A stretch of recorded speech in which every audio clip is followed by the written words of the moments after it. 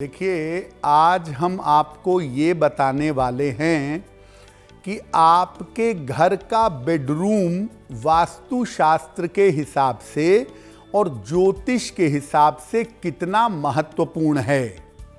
तो सबसे पहले जानते हैं कि घर के बेडरूम का महत्व क्या है।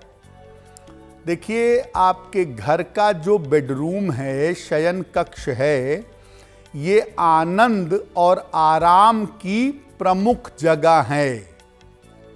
यहां से आपके घर की सुख और शांति नियंत्रित होती है। ज्योतिष के हिसाब से आपके बेडरूम में शुक्र और चंद्र ग्रह का प्रभाव होता है। अगर आपके घर का बेडरूम सही तरीके से न रखा जाए, सही तरीके से न मेंटेन हो, तो घर में अशांति होती है। और कभी कभी बेडरूम के कलर कॉम्बिनेशन में या रख रखाव में गड़बड़ी की वजह से अलगाव तक की नौबत आ जाती है। यानी आपके घर का जो बेडरूम है वो बड़ा महत्वपूर्ण है आपके पारिवारिक वैवाहिक जीवन के लिए और आपके जीवन में सुख और शांति के लिए। देखिए, दिशा बहुत इंपॉर्टेंट होती है पूरे घर के लिए, घर की चीज़ों के लिए और घर की जगहों के लिए। घर के बेडरूम की दिशा को कैसे समझें, कैसे चुनें। घर के दक्षिण पश्चिम की जो दिशा है, साउथ वेस्ट की जो दिशा है, जिसको नैऋत्य कोण कहते हैं, वो बेडरूम के लिए सबसे ज्यादा बढ़िया है। इसके अलावा अगर आप चाहें तो पश्चिम दिशा के कमरे को भी आप अपना बेडरूम बना सकते हैं। लेकिन बेडरूम उत्तर पूर्व में, नॉर्थ ईस्ट में या दक्षिण पूर्व में, साउथ ईस्ट में ना हो तो ज्यादा अच्छा होगा। और बेडरूम में जो पलंग है वो पूर्व पश्चिम हो या उत्तर दक्षिण हो, यानी सोते समय आपका सर या तो पूर्व दिशा में हो या दक्षिण दिशा में हो तो बहुत अच्छा रहेगा। क्योंकि अगर सोते समय आपका डायरेक्शन गलत होगा तो आप बीमार पड़ेंगे। इसलिए आपका सर सोते वक्त पूर्व में हो या दक्षिण में हो।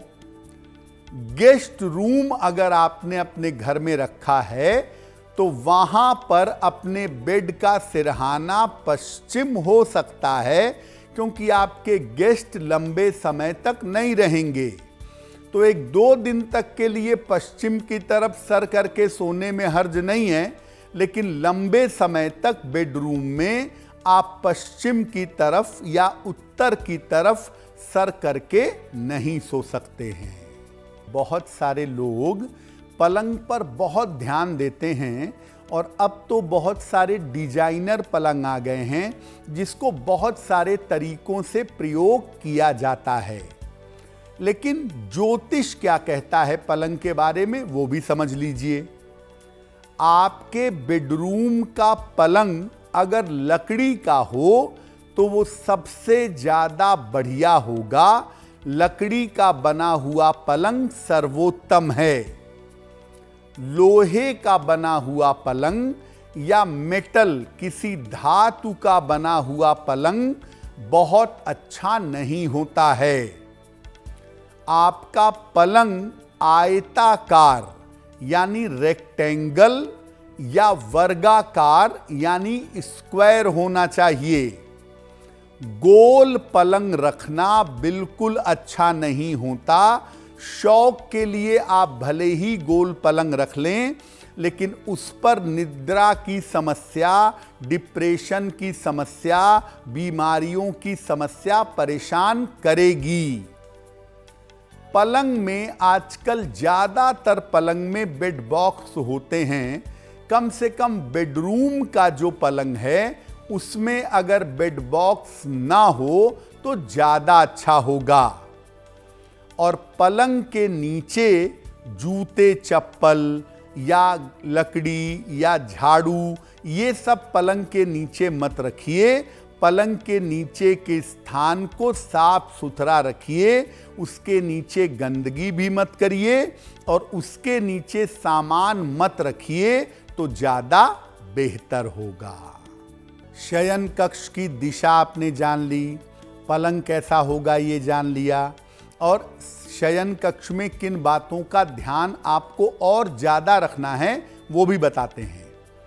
देखिए, अपने बेडरूम में डार्क कलर मत रखिए। काला तो खैर कोई रखता नहीं है, लेकिन भूरा रंग, बहुत गाढ़ा हरा रंग, बहुत ज़्यादा डार्क ब्लू कलर, ये सब मत रखिए। पिंक यानी गुलाबी, क्रीम, हल्का हरा रंग आपके बेडरूम के लिए सर्वोत्तम होगा। आप जब सोते हैं तो आपके सामने, आपके पैरों की तरफ, यानी आपके बेड के ठीक सामने शीशा यानी मिरर बिल्कुल नहीं होना चाहिए। यहां तक कि कोशिश करें कि अपने बेडरूम में टेलीविज़न और इलेक्ट्रॉनिक्स के सामान मत रखें। बेडरूम में कूड़ा पात्र, मंदिर और पूर्वजों के चित्र भी नहीं रखने चाहिए। अपने बेडरूम में हल्की सुगंध का प्रयोग अगर आप करें तो आपके लिए बहुत अच्छा होगा। और अपने बेडरूम में नमक का पोंछा नियमित रूप से लगाते रहें। इससे आपके बेडरूम में बड़ी पॉजिटिव एनर्जी बनी रहेगी। दो बातें और जानिए कि आप अपने बेडरूम में अपने पति पत्नी बच्चे की, परिवार की तस्वीर लगा सकते हैं। खास तौर से पति पत्नी को अपने विवाह के समय का चित्र अपने बेडरूम में लगाना चाहिए। और आप ये ध्यान रखिए कि बेडरूम आपकी कुंडली का केंद्र है, इसलिए हर व्यक्ति को बेडरूम में जाने की, रहने की, बैठने की अनुमति मत दीजिए।